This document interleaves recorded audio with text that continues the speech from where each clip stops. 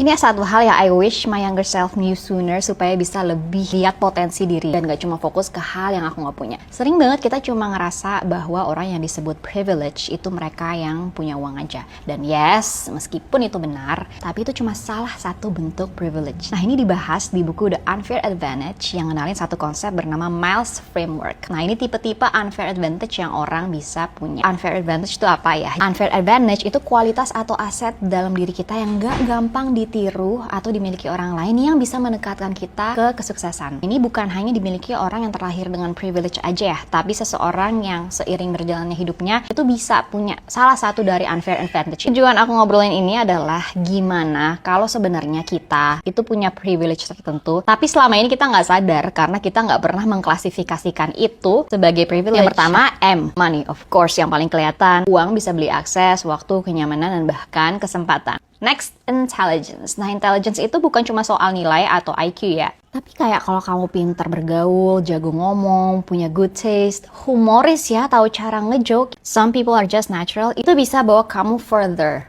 Next adalah location and luck.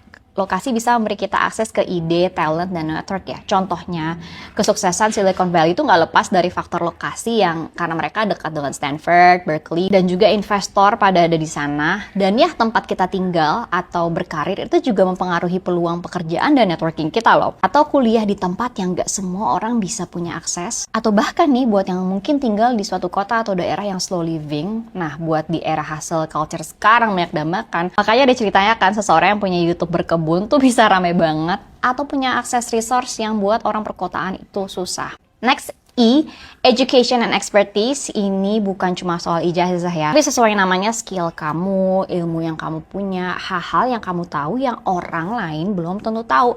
Di sini ada knowledge gap yang bisa kamu manfaatin. Atau misalnya kamu switch career ke sesuatu yang sangat berbeda, pengalaman kamu di pekerjaan sebelumnya tuh juga bisa jadi unfair advantage kamu. Terakhir, S, status. Dan ini adalah network, circle, akses ke lingkungan yang bikin orang lain penasaran mungkin. Atau sesimpel kepercayaan diri kita. Unfair advantage-nya kamu jadi punya modal sosial. Orang jadi lebih cepat percaya, lebih mau dengar karena ada added credibility. So, I want to close this by saying, di buku ini emang di-mention kalau dunia tuh nggak adil. Karena banyak privilege yang kita memang terlahir di situ ya. Jadi, it's easy for us untuk fokus di hal-hal yang kita nggak punya. Tapi ya, fokus dari discussion ini adalah mereka percaya bahwa setiap orang tuh pasti punya salah satu tipe privilege ya. Cuma memang kita butuh kayak reflection, thinking beyond the surface. Karena nggak gampang untuk notice hal itu. The next part adalah kalian gunakan privilege itu untuk meraih your own version of success.